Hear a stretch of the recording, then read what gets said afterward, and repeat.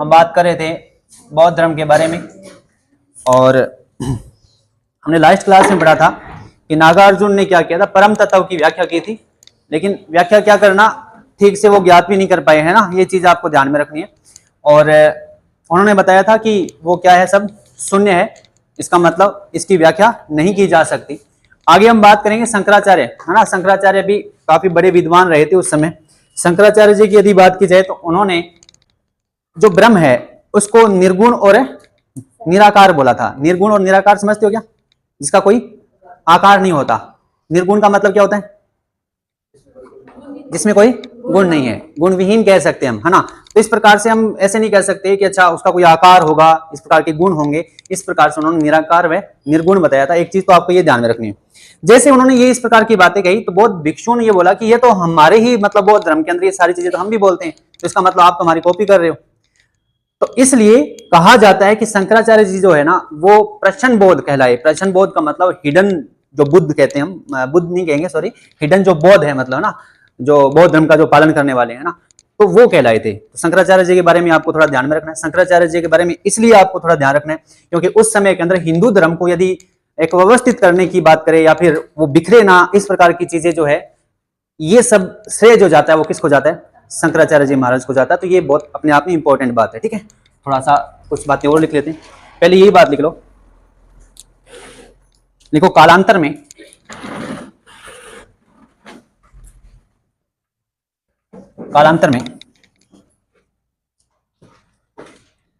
शंकराचार्य ने ब्रह्म को निर्गुण व निराकार बताया। निर्गुण व निराकार बताया।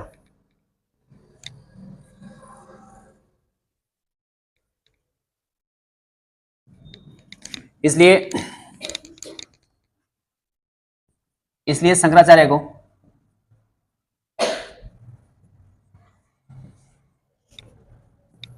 प्रश्न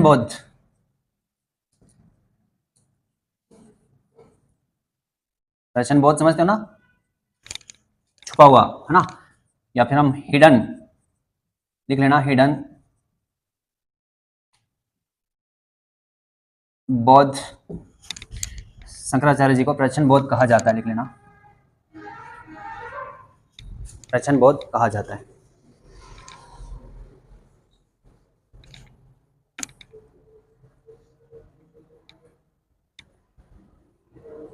नागार्जुन जी की यदि हम बात करें तो उन्होंने एक सिद्धांत दिया था, सापेक्षिकता का सिद्धांत, पता है ना आपको।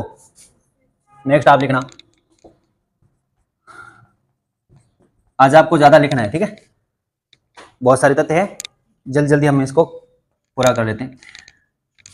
नागार्जुन ने सापेक्षिकता का सिद्धांत दिया। और किसने दिया था वैसे? आइंस्टीन ने। किसने दिया था? आइंस्टीन ने। लेकिन वो तो बाद में आए थे, इसलिए कई बार देखा जाता है कि यदि पूछा जाए आपसे कि भारत का आइंस्टीन कौन है? नागार्जुन। लेकिन अपने आप में बुरी बात है क्योंकि नागार्जुन तो पहले आए, इस प्रकार से नहीं कहना चाहिए, है ना। तो हम उनकी उपमा देते हैं इस प्रकार की चीजें, तो गलत है ये। नागार्जुन तो बहुत बड़े विद्वान, है ना, बहुत पहले उन्होंने इस प्रकार की चीजें दे दी थी। लिखिए, नागार्जुन को भारत का आइंस्टीन कहा जाता है। नागार्जुन को भारत का आइंस्टीन कहा जाता है।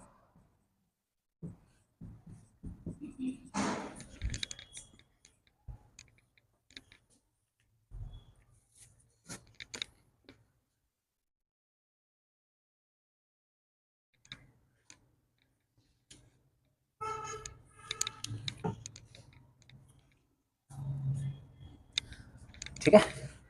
अब हम बात करेंगे बौद्ध धर्म का योगदान क्या था। क्या योगदान था बौद्ध धर्म का, यदि पूछा जाए तो बहुत सरल भाषा में तुम लिख सकते हो। बौद्ध धर्म का योगदान की बात करें तो ऐसा धर्म जो कि लोग बहुत जल्दी उसको अपना ले, तो ऐसा क्या हो सकता है कि चीजों को बहुत सरल तरीके से पेश किया जाए ताकि कुछ चीजें जटिल ना हो। जी, जो जितने भी ये आडंबर है उनका विरोध किया था, बौद्ध धर्म के अंदर जो असमानता थी, असमानता का उन्होंने विरोध किया था। वैसे आपको पता है कि असमानता को लेकर के एक तथ्य आता है हमारे सामने कि महिलाओं को वो शामिल नहीं कर रहे थे। इससे ये लगता है कि कहीं ना कहीं लगता है कि भगवान बुद्ध नहीं चाहते थे कि अच्छा महिलाओं को वहां पे शामिल किया जाए। इस वजह से फिर आनंद ने ये बात भी बोली थी कि अच्छा एक तरफ तुम समानता की बात करते हो, दूसरी तरफ महिलाओं को शामिल नहीं कर रहे। इसका मतलब ये है कि महिलाओं को शामिल करना चाहिए यदि तुम असमानता की बात करते हो तो ये थोड़ा सा इस प्रकार की चीजें मिलती है, तो थोड़ा आपको ये ध्यान रखना है। असमानता का विरोध किया था, ठीक है। तो कुछ इसके बौद्ध धर्म के जो योगदान है उनके बारे में बात कर लेते हैं, महत्व क्या रहा इनका। लिखिए नेक्स्ट, देखो बौद्ध धर्म का योगदान, हेडिंग लगाना,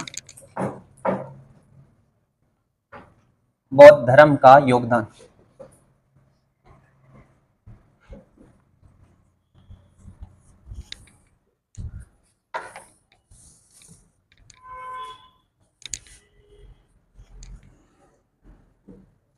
लिखो, पहला पॉइंट लिखना, भगवान बुद्ध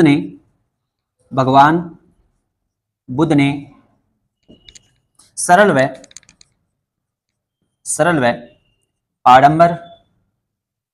आडंबर विहीन धर्म दिया। सरल व आडंबर विहीन धर्म दिया।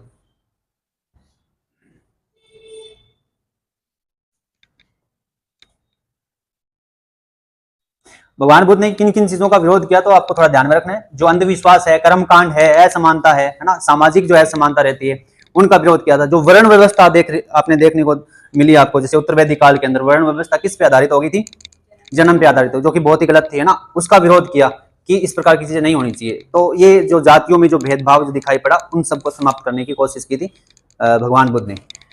लिखो नेक्स्ट, लिखो, भगवान बुद्ध ने धार्मिक आडंबरों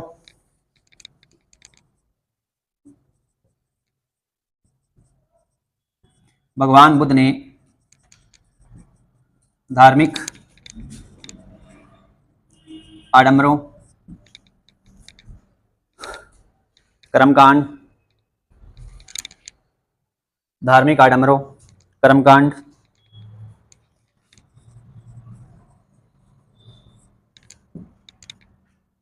अंधविश्वास,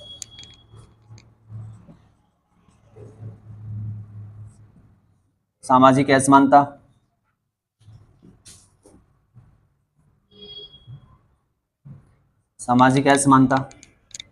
वर्ण व्यवस्था का विरोध किया।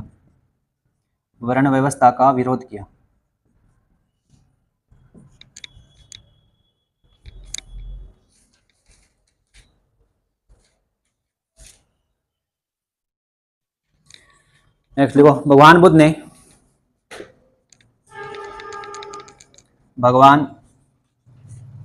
ने नैतिक नियमों पर अधिक बल दिया।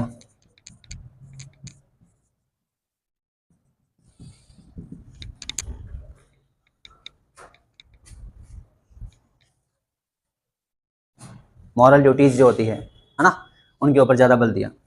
जैसे सत्य बोलना, है ना, सत्य पे चीजें रखना और अहिंसा नहीं करनी, इस प्रकार की चीजें। जैसे पंचशील पढ़ेंगे आगे हम, भगवान बुद्ध के पंचशील, आगे वाली हेडिंग यही लगा लेना। भगवान बुद्ध के कुछ योगदान रहे। एक तो आपको पता है कि धर्म को क्यों अपनाएंगे लोग, क्योंकि वास्तव में बहुत सरल था। जो चीजें बहुत बुराई आपको पहले दिखाई पड़ी उन सब चीजों को उन्होंने क्या किया, खत्म करने का प्रयास किया। कोई ना कोई इस प्रकार की चीजें होती है जो जितना भी अंधविश्वास, आडंबर, कर्मकांड, ये सारा उत्तर वैदिक काल के अंदर जो भी बढ़ा था उसको खत्म करने की कोशिश की थी ये भगवान बुद्ध ने। नेक्स्ट लिखो, भगवान बुद्ध के यदि पंचशील पूछा जाए तो कौन कौन से हैं? बुद्ध के पंचशील सिद्धांत लिखना, बुद्ध के पंचशील सिद्धांत।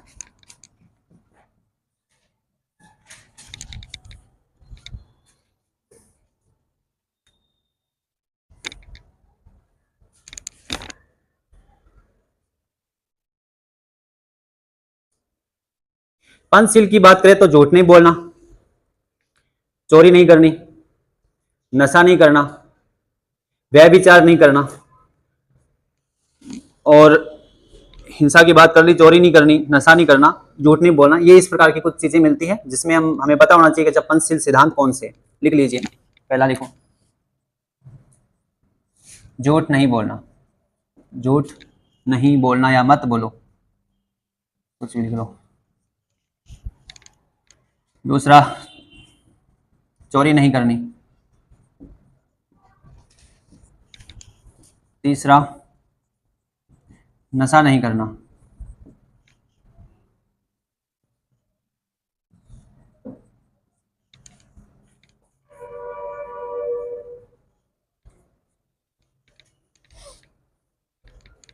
और हिंसा भी नहीं करनी।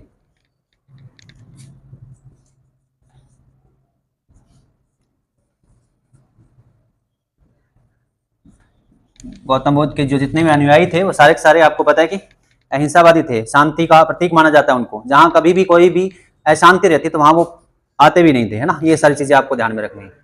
और एक रह गया कौन सा, वह विचार,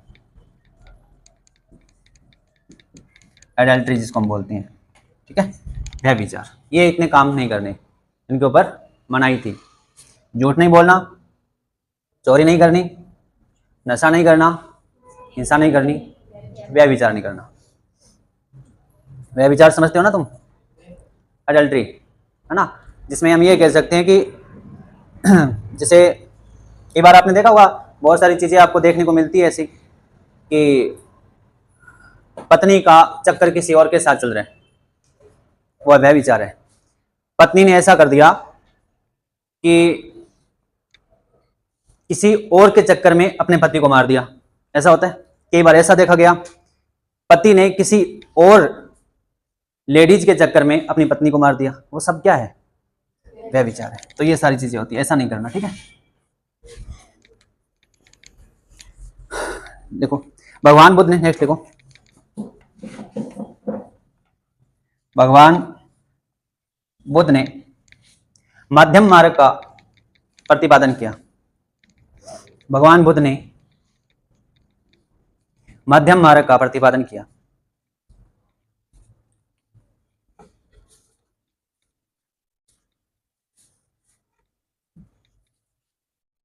मध्यम मार्ग का प्रतिपादन किया, जो कि बहुत ही व्यवहारिक था, जो कि बहुत ही व्यवहारिक था, जो कि बहुत ही व्यवहारिक था।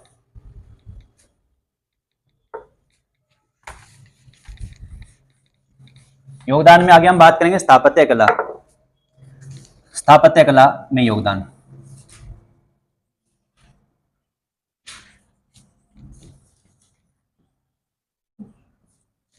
स्थापत्य कला में यदि बात करें तो क्या क्या किन किन चीजों का निर्माण हुआ। जैसे हम बात करते हैं चैत्य की, चैत्य आपने नाम सुना होगा, विहार, विहार, और आपने नाम सुना होगा स्तूप, इन सब चीजों का निर्माण हुआ था। अजंता के बारे में आपने देखा होगा ना, अजंता, कारले, है ना, ये सारे चैत्य मतलब मिलेंगे वहां पे, अजंता, कारले, अजंता के अंदर, ठीक है। बोध गया, सारनाथ में आपको विहार मिलेंगे।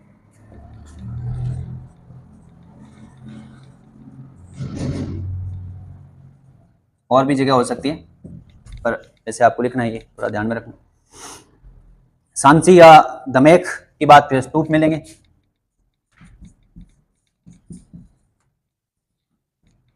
दमेक, सांची, ये तो मालूम है ना तुम्हें, विहार क्या होता है, स्तूप क्या होता है, चैत्य क्या होता है। हाँ, विहार तो आपको मालूम है कि विहार का मतलब तो क्या होता है, जहां बौद्ध भिक्षुओं के लिए निवास स्थान होता है, उसको क्या कहते हैं, विहार। और ये स्तूप आपको पता है कि मृत्यु के पश्चात उनके लिए कुछ बनाया जाता है ना, स्तूप वगैरह, या कुछ उनका जो सामान होता है वहीं रखा जाता है उसके अंदर। और चैत्य का मतलब होता है, हम इसको ये कह सकते हैं पूजा घर है, एक प्रकार का, क्या है, पूजा घर, मतलब जहाँ पे वर्शिप होती है, पूजा होती है ना, जहाँ लोग क्या करते हैं, बौद्ध भिक्षु पूजा करने के लिए एक अलग जगह बनाते हैं। आपके घर में भी होता है ऐसा, तुम निवास करते हो अलग जगह, अंत्येष्टि के बाद तुम्हारा अलग सिस्टम होगा, अब जो पूजा करते हो उसके लिए भी अलग रहता है। ये सारी चीजें वो है, उसको क्या कहा जाता है, चैत्य कहा जाता है। दमेक लिखा बचा, ये तो हाँ, ये कारले लिखा है, अजंता और कारले।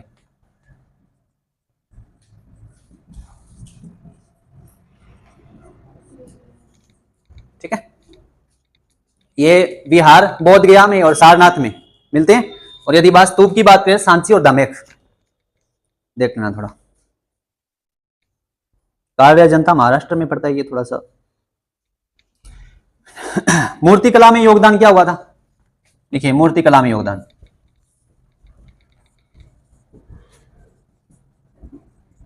लिखिए जरा, देखना।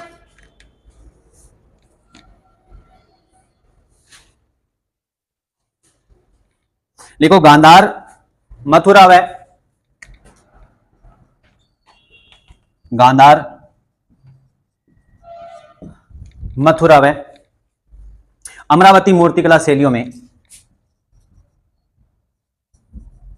अमरावती मूर्तिकला शैलियों में, मूर्तिकला शैलियों में, मूर्तिकला शैलियों में भगवान बुद्ध से संबंधित, गांधार, मथुरा, अमरावती मूर्तिकला शैलियों में भगवान बुद्ध से संबंधित, शैलियों में भगवान बुद्ध से संबंधित कई मूर्तियों का निर्माण हुआ। भगवान बुद्ध से संबंधित कई मूर्तियों का निर्माण हुआ।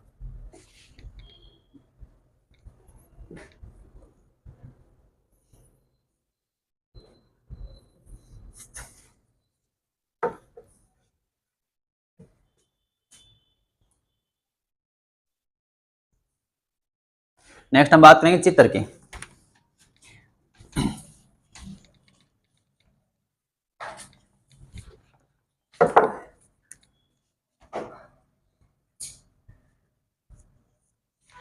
चित्र में लिखना अजंता एलोरा बाग, अजंता एलोरा बाग आदि, बाग आदि की गुफाओं से, अजंता एलोरा बाग आदि की गुफाओं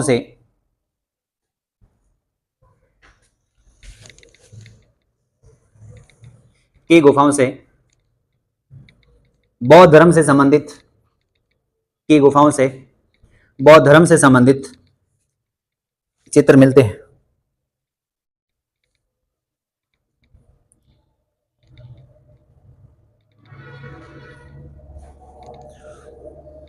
और भी बहुत योगदान रहा। तक्षशिला आपने नाम सुना होगा। नालंदा हम आगे बात करेंगे अच्छे से, नालंदा को कैसे उजाड़ा, किस प्रकार की चीजें रही है ना। तो नालंदा की बात कर लेते हैं। ह्वेनसांग, फाइयान, इस प्रकार के जो कुछ यात्री भारत आए थे, है ना, बहुत सारे जाते टाइम बुक्स भी लेके चले गए, वो अलग बात है। पर उन लोगों ने जो बातें लिखी, बहुत साहित्य लिखा उन्होंने, उससे भी जानकारी मिलती है कि कितना बड़ा योगदान रहा था, है ना। ये चीजें देखने को मिलती है। लिखिए जरा नेक्स्ट लिखो। देखो तक्षशिला एवं नालंदा विश्वविद्यालय विकसित हुए। तक्षशिला व नालंदा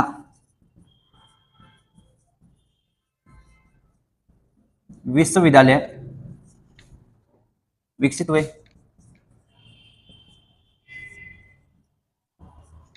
विकसित हुए जो शिक्षा के बड़े केंद्र थे। विकसित हुए जो शिक्षा के बड़े केंद्र थे।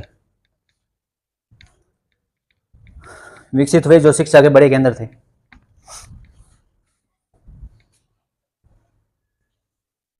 लिखो नेक्स्ट लिखो।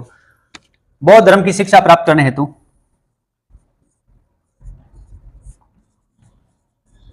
बौद्ध धर्म की शिक्षा प्राप्त करने हेतु ह्वेनसांग,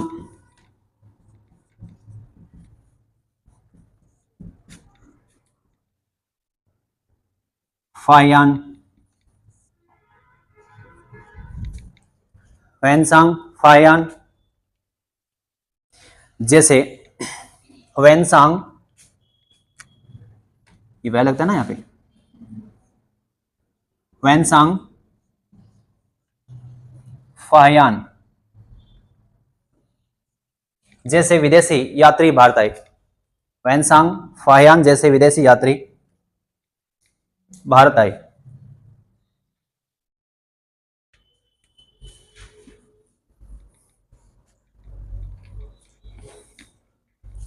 उनके यात्रा वृत्तांतों से लिखना, उनके यात्रा वृत्तांतों से, उनके यात्रा वृत्तांतों से, यात्रा वृत्तांतों से भारत की ऐतिहासिक जानकारी मिलती है। उनकी यात्रा वृत्तांतों से भारत की ऐतिहासिक जानकारी मिलती है।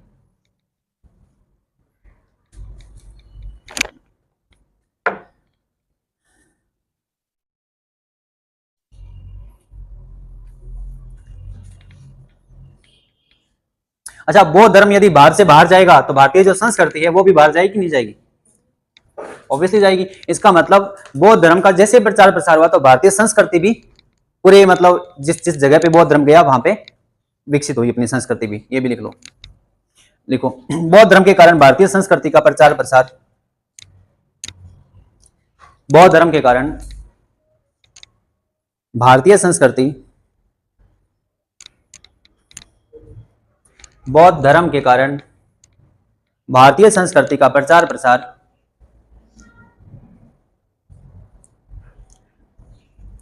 भारतीय संस्कृति का प्रचार प्रसार विदेशों में हुआ।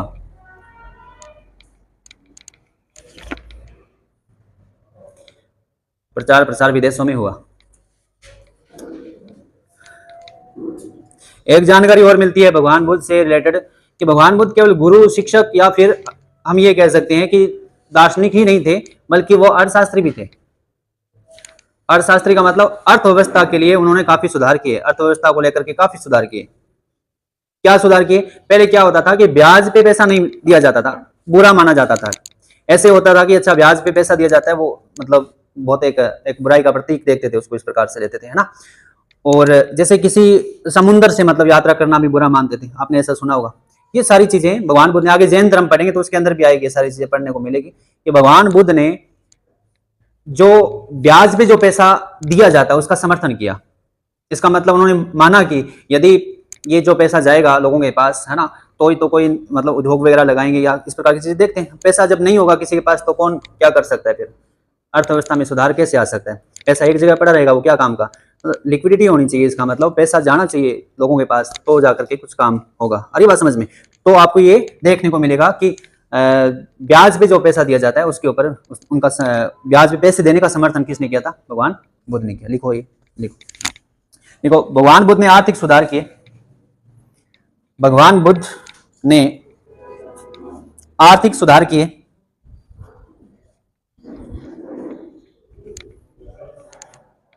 भगवान बुद्ध ने आर्थिक सुधार किए। वह ब्याज का समर्थन किया।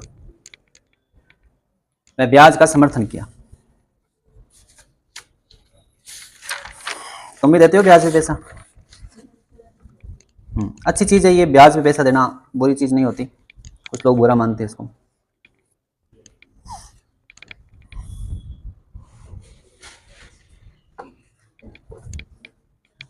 ठीक है, पैसा दे दोगे तभी तो काम आएगा आगे किसी के।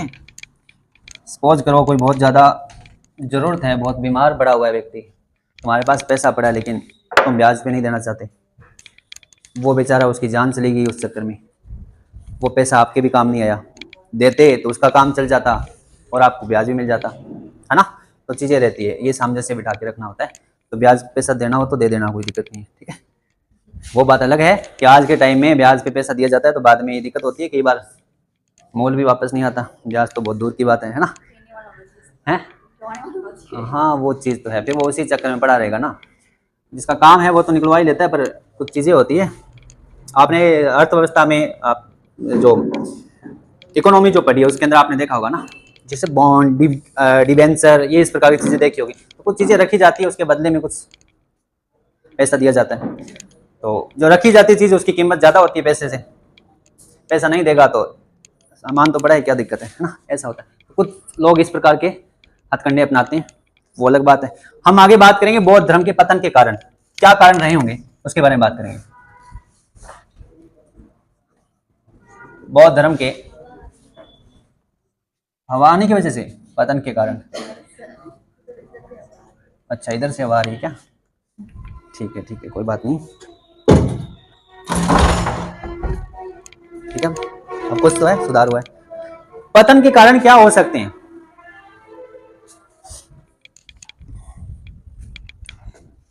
एक तो आपने देखा कि बौद्ध धर्म कई शाखाओं में विभाजित हो गया था, सबसे बड़ा कारण यह भी था। और क्या था कि बौद्ध भिक्षुक जो है वो धन को लेकर के कुछ ज्यादा ही सीरियस हो गए, मतलब पैसा, किसी भी हाल में पैसा आए उनके पास, नैतिक मूल्य जो है उनको वो भूल गए। इस प्रकार की चीजें देखने को मिलती है। साथ ही साथ आपको ध्यान रखना है, कुछ हिंदू धर्म के अंदर भी कुछ परिवर्तन हुआ। परिवर्तन ये हुआ कि कुछ बुराइयां थी खत्म कर दी, और कुछ चीजें जो है बौद्ध धर्म के साथ साथ देखने को मिली। सेम सेम जो बौद्ध धर्म है वही बात किसमें है? हिंदू धर्म में। अगर ऐसी चीज मिलती है तो इसका मतलब ये होता है कोई इनोवेटिव नहीं है, कोई नवाचार नहीं है, तो कोई हिंदू धर्म को छोड़ के बौद्ध धर्म को क्यों अपनाएगा? जब चीजें वही मिल रही है, सारी सेम बातें हैं, तो इसका मतलब वहां क्यों जाएगा? एक कारण ये भी है। दूसरा कारण ये है कि भगवान बुद्ध को विष्णु का अवतार मान लिया हिंदू धर्म के अंदर, ऐसा माना गया, तो इसका मतलब फिर तो सेम ही चीज है, तो बौद्ध धर्म क्यों अपनाए? ये भी हो सकता है। तो ये बहुत सारी चीजें। शंकराचार्य जी की यदि हम बात करें, है ना, तो उन्होंने शास्त्रार्थ में जो बौद्ध है ना, अनुयायी है, उनको हराया था। ये भी मान सकते हैं कि अच्छा उसमें हिंदू धर्म थोड़ा आगे बढ़ा इस चीज को लेकर के। तो बहुत सारे कारण माने जाते हैं। आगे हम नालंदा विश्वविद्यालय की बात करेंगे। कुछ तुर्क जो आक्रांता है, उन्होंने काफी क्या, बहुत सब कुछ बिगाड़ दिया हमारे देश के अंदर, है ना, सब चीजों को तहस नहस करके चले गए। इतनी बड़ी चीजें थी, हम उसके बारे में डिटेल से बात करेंगे, एक कहानी की तरह देखेंगे उसको, किस प्रकार से क्या क्या चीजें हुई। ठीक है, सबसे पहले लिखो, पहला पॉइंट लिखो, लिखो बौद्ध धर्म अनेक शाखाओं में विभाजित हो गया। पहला पॉइंट लिखो, लिख लोगे ना? हाँ, लिखो बौद्ध धर्म अनेक शाखाओं में विभाजित हो गया।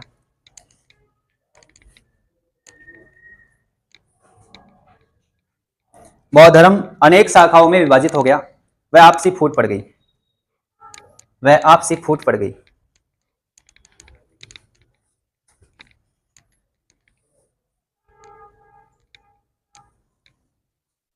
आपसी फूट पड़ गई। नेक्स्ट लिखो, दूसरा पॉइंट लिखो, बौद्ध संघ धन का केंद्र बन गया। बौद्ध संघ धन का केंद्र बन गया। बौद्ध संघ धन का केंद्र बन गया।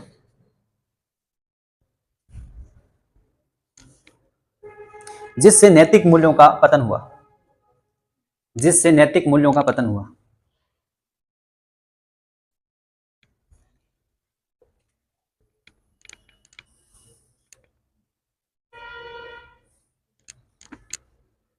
अच्छा, बौद्ध धर्म में कुछ शाखाएं आई थी, जैसे काल चक्रयान कह सकते हैं, वज्रयान कह सकते हैं, काल चक्रयान या वज्रयान जैसी कुछ शाखाएं आई थी। क्या हुआ था?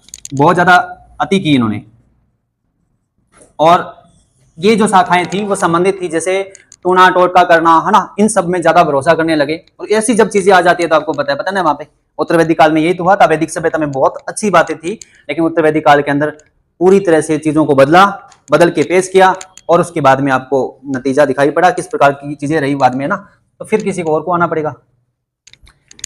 नेक्स्ट लिखो, कालांतर में बौद्ध धर्म में, देखो कालांतर में बौद्ध धर्म में, कालांतर में बौद्ध धर्म में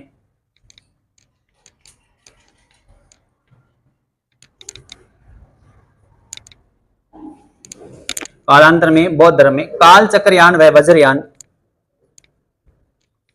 बौद्ध धर्म में काल चक्रयान व वज्रयान जैसी शाखाओं का, कालांतर में बौद्ध धर्म में काल चक्रयान व वज्रयान, काल चक्रयान व वज्रयान जैसी शाखाओं का, सॉरी संस्था मत लिखना, शाखाओं का उद्भव हुआ। काल चक्रयान व वज्रयान जैसी शाखाओं का उद्भव हुआ। यह अतिवादी शाखाएं थी, यह अतिवादी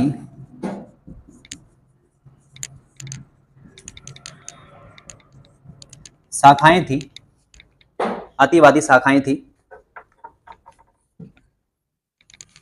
जो जादू टोने टोटका, जो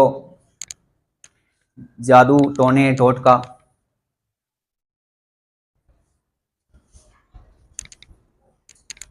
जादू टोने टोटका, मदिरा मांस, जादू टोने टोटका मदिरा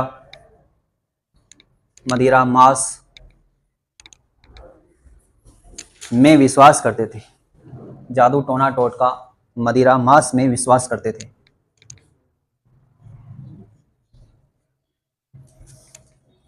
यहाँ नैतिक मूल्यों का पतन अपने आप में देखा जाता है कि अच्छा, जब किसी मांस को खा रहे हैं, इसका मतलब किसी जानवर की हत्या करें, तो वो कोई इंसान थोड़ी है फिर, है ना, वो तो जानवर से भी गया गुजरा है ना। तो ये सारी चीजें जब आ जाती है तो अपने आप में ही धर्म का पतन होता है वहां पे, ये चीज।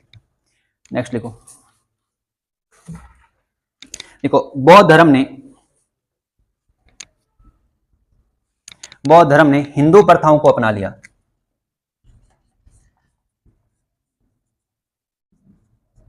हिंदू प्रथाओं को अपना लिया। बौद्ध धर्म ने हिंदू प्रथाओं को अपना लिया।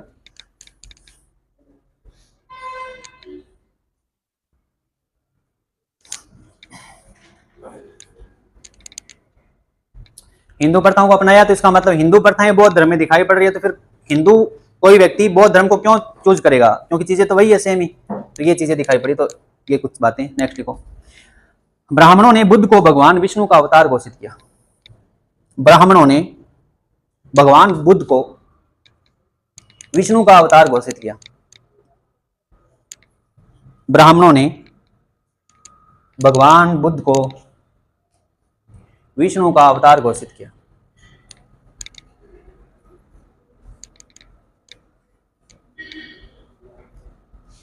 विष्णु का अवतार घोषित किया। नेक्स्ट लिखो। नेक्स्ट पॉइंट लिखो। ब्राह्मणों ने अपने धर्म में सुधारवादी आंदोलन चलाए। ब्राह्मणों ने अपने धर्म में सुधारवादी आंदोलन चलाए।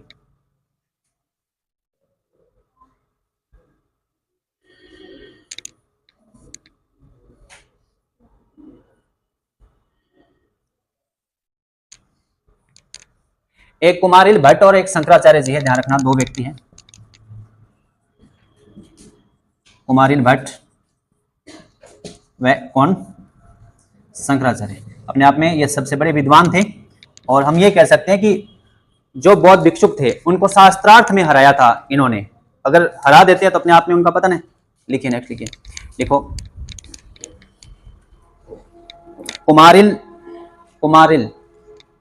कुमारिल भट्ट व शंकराचार्य। कुमारिल भट्ट व शंकराचार्य ने बौद्ध भिक्षुओं को कुमारिल भट्ट व शंकराचार्य ने बौद्ध भिक्षुओं को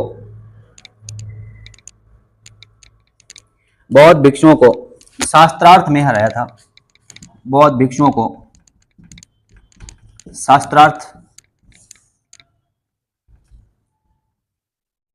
शास्त्रार्थ में हराया था।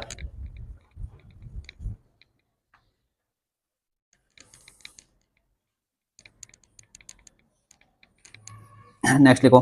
कालांतर में सामंतों का उदय हुआ। कालांतर में सामंतों का उदय हुआ।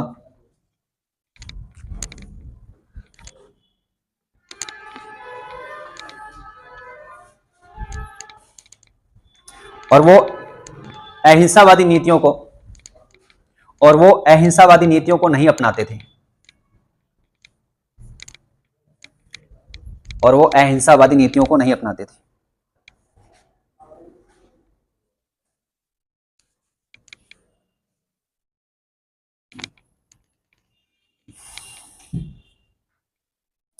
एक अच्छी बात क्या थी? अच्छी बात तो क्या कह सकते हैं उसको, बुरी बात थी कि अच्छा, राजकीय संरक्षण प्रदान नहीं था। अब वो लास्ट में जो जितने भी राजा महाराजा थे वो संरक्षण प्रदान करते थे। आपको पता है, बौद्ध संहिता वगैरह काफी हुई थी पहले, तो धर्म को लेकर के उनकी चीजें ठीक रही, पर बाद में ऐसा कोई नहीं आया जो कि इस प्रकार की चीजें रखी जाए। तुर्क आक्रमण हो गई, उसके बारे में बात कर लेते हैं कि विश्वविद्यालय जो था, कौन सा? नालंदा विश्वविद्यालय पूरी तरह से उजाड़ दिया। हम उसके बारे में थोड़ी सी डिटेल देख लेते हैं। किसने उजाड़ा? अगर आपसे पूछा जाए तो किसने उजाड़ा? पता है आपको? नालंदा विश्वविद्यालय का पुनर्निर्माण हुआ है, आपको पता हो तो? हुआ है कि नहीं हुआ? बख्तियार खिलजी एक सेनापति था गोरी का, जिसने बंगाल और साथ साथ बिहार की तरफ उसने अपना साम्राज्य स्थापित किया था ना। 1192 ईस्वी के लगभग की बात हम बात करें तो उस समय की बात है। तो जैसे वो यहाँ पे आया था, बंगाल की तरफ उसने कैंप वगैरह लगाया था और उस जगह पे उनकी सेना वगैरह थी और उस जगह पे बख्तियार खिलजी वो काफी बीमार पड़ गया था और माना जाता है कि आसपास के जितने भी डॉक्टर थे सब डॉक्टर को बुलाया लेकिन उस व्यक्ति ठीक नहीं हुआ। ऐसा देखा गया तो एक कोई बौद्ध भिक्षुक था जो कि नालंदा विश्वविद्यालय, आपने देखा है सुना है नालंदा विश्वविद्यालय के बारे में, तो नालंदा विश्वविद्यालय का एक छात्र था जो कि वहां से जा रहा था, एक यात्री था। रात के टाइम उसने देखा कि अब रुकने की व्यवस्था देखी जाए, तो वहां जो कैंप लगा था सैनिकों से पूछा कि मुझे रात गुजारनी है यहाँ पे और अगर आप की अगर अनुमति हो तो मैं यहाँ रुक सकता हूँ क्या? तो उन्होंने बोला रुक सकते हो, कोई दिक्कत नहीं। तो वहां रुके हुए उस नालंदा विश्वविद्यालय की यदि बात करें तो उसका जो छात्र था उसने देखा कि यहाँ का जो सेनापति है, जो सबसे बड़ा सेनापति है, वो किसी कारणवश बहुत बीमार पड़ा हुआ है और बहुत सारे डॉक्टर भी आ रखे हैं यहाँ पे। तो उसने बोला ऐसा क्या हो गया, ऐसी कौन सी बीमारी जो कि ठीक नहीं हो रहा? उसने बोला कि बीमारी बहुत खतरनाक है और बहुत सारे डॉक्टर आए उसके बावजूद भी वो ठीक नहीं हो पा रहा। तो उसने बोला कि मैं देख लूँ। उसने बोला तू क्या देख लेगा, तेरे को क्या मालूम? वो क्या देख तो लेता हूँ, तो चलो कोई बात नहीं। फिर उसने बोला कि मैं इलाज कर सकता हूँ। तो बाकी साथियों ने बोला इलाज बहुत सारे डॉक्टर आए उनसे नहीं हुआ तो तेरे से क्या होगा? तो बख्तियार खिलजी ने बोला कि जब ये इतना मतलब दावे के साथ कह रहा है तो फिर तुम्हें दिक्कत कहाँ आ रही है, करने दो, मैं तो मरने ही वाला हूँ, अगर लास्ट में कोई इलाज कर रहा है तो अच्छी बात है ना।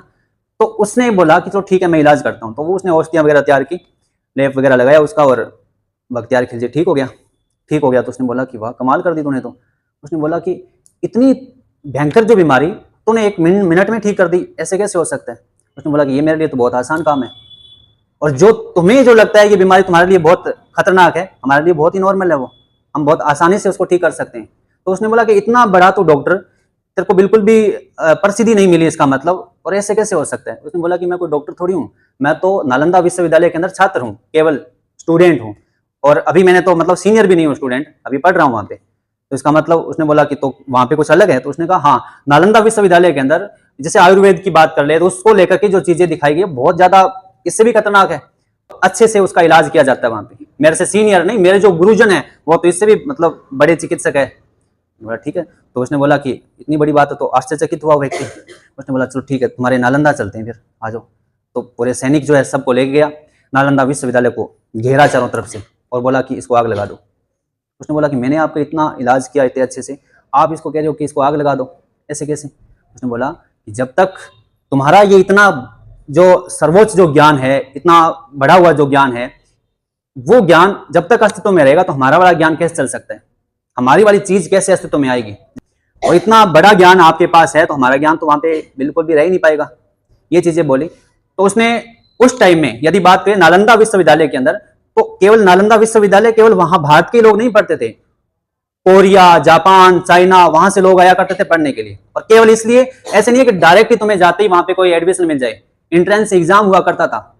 जैसे आपका यहाँ बीएसटीसी वगैरह का एग्जाम होता है तो उसमें कुछ लोगों को वहां पे सीट मिलती है, वैसे ही उनका हुआ करता था ना। द्वारपाल हुआ करते थे, वो उनका एग्जाम लिया करते थे, बाहर ही उनसे पूछा करते थे, वो भी बड़े विद्वान हुआ करते थे, उनसे पूछा जाता और लगभग 100 में से कोई 15-20% लोग वहां पे शामिल हुआ करते थे, बाकियों को निकाल दिया जाता था। पहले उस एग्जाम में क्लियर होंगे, फिर वो अंदर जाएंगे, फिर वो शिक्षा प्राप्त करेंगे। और कम से कम 90 लाख से 1 करोड़ की पुस्तकें थी वहां पे। कहा जाता है पुस्तक वैसे पांडुलिपि होती है, क्योंकि कागज तो हुआ नहीं करता था उस टाइम। जैसे कोई हम कह सकते हैं पांडुलिपि, ये कह सकते हैं कि जैसे पेड़ की कोई छाल हो गई उसके ऊपर लिखा हुआ होता था, मतलब हम ये कहते 6 महीने तक लगातार वो जलता रहा था। इतनी भयंकर उसकी आग थी, और लगातार, क्योंकि इतना लंबा कागज तो जल्दी जल जाता है हालांकि, लेकिन वो लगातार 6 महीने तक जला। सब कुछ तहस महस कर दिया, वहां के जो जितने भी आचार्य थे सबको मार दिया, बौद्ध भिक्षुक वगैरह जो भी थे सब वहां से भागे। इस तरह से पूरी तरह से खत्म किया उस व्यक्ति ने।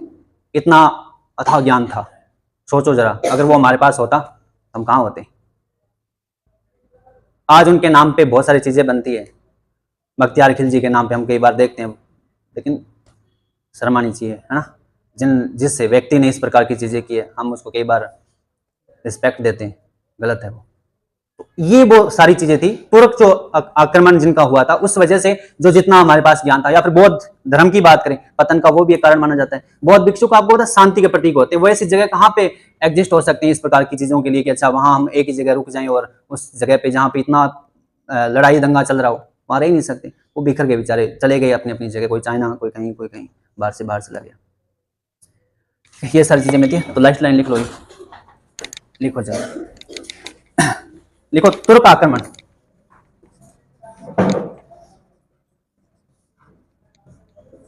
ये भी एक कारण था।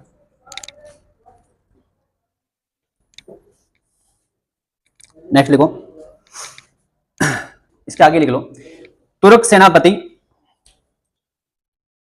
बख्तियार खिलजी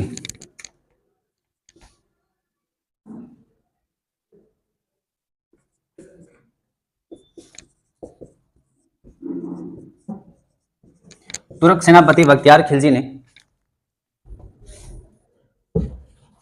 नालंदा, और अच्छा और ध्यान रखना, केवल नालंदा ही नहीं, विक्रमशिला है ना, उसने और देखा कि और ऐसे कौन से विश्वविद्यालय बड़े बड़े जो जितने भी थे सबको खत्म किया उसने। देखो, नालंदा एवं विक्रमशिला विश्वविद्यालयों को, नालंदा एवं विक्रमशिला विश्वविद्यालयों को जलाकर नष्ट कर दिया। नालंदा एवं विक्रमशिला विश्वविद्यालयों को जलाकर नष्ट कर दिया।